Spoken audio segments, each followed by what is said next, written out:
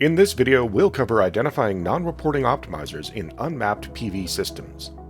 The benefit of optimizers is being able to quickly identify PV components that aren't producing.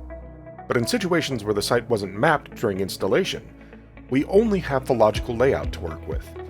While optimizers are presented in no particular order, you can check the serial number of the optimizers not producing, mousing over the optimizer without production.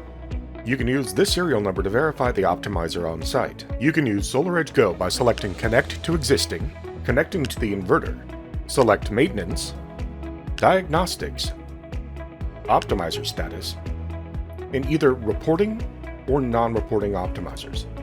Before troubleshooting, ensure the system is fully de-energized. You won't need to pull up every panel to locate the problem. Let's take a look at a couple of methods, but let's review SafeDC voltage. Each optimizer and panel will produce around 1 volt DC open air, so a string of 12 optimizers will output around 12 volts SafeDC.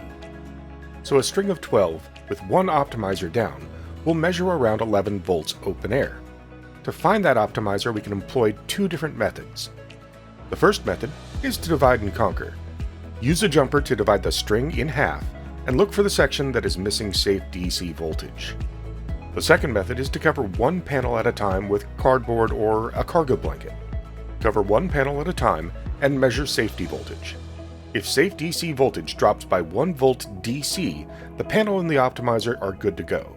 But if you cover a panel and the SafeDC voltage doesn't drop, there's likely an issue with the panel, optimizer, or connections. Thanks for joining us in the SolarEdge Learning Lab.